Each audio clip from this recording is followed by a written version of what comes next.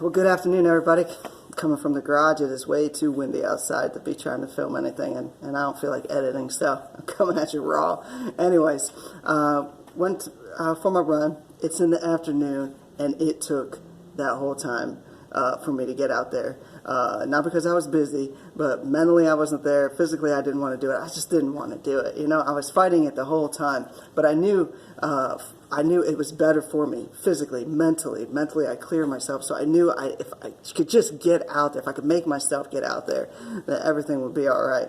And so when I did get out there, I didn't even want to get into anything spiritual. Usually that's when I pray or talk to God, and I'm like, I'm going to put on the hardest stuff that I love as far as music goes, and I'm just going to play that, and I'm going to block all that stuff out there, and I'm going to get this run over with. The funny thing is that didn't happen. I got out there, I started running, I started thinking about how the struggle was to get out there. And then one of my favorite scriptures came to mind, and it's in it's in Exodus chapter 17. I encourage you to read it. I always do. That way you can see for yourself. But it's where God's people are in battle. And you had Joshua down there with the sword fighting.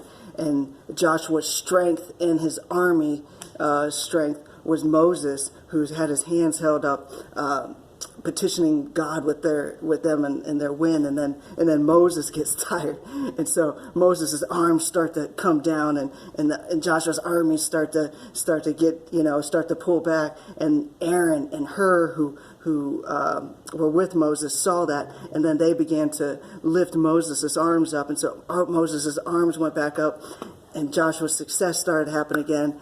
And it takes a village, guys, because somebody was praying for me, and that's what gave me the strength. And I'm not just talking about running, but I'm talking about out there. Somebody was praying for me spiritually, and I was able to get strength and come back to God.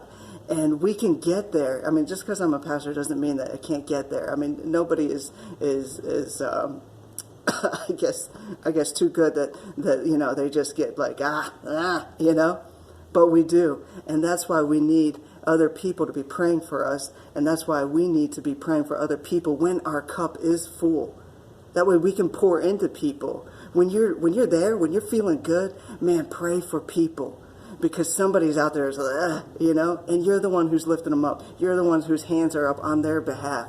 Man, pray for people. Start at home. Pray for your wife, your spouse, husband. Pray for your kids. Pray for your neighbors. Pray for your street. Pray for the guy who just beeped the horn. Pray for your nation. Pray for your president.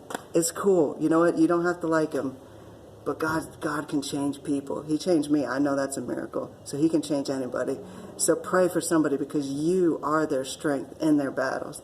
Amen. Well, I went a little bit longer than I normally do, but I get so excited when it comes to stuff like that. Raw.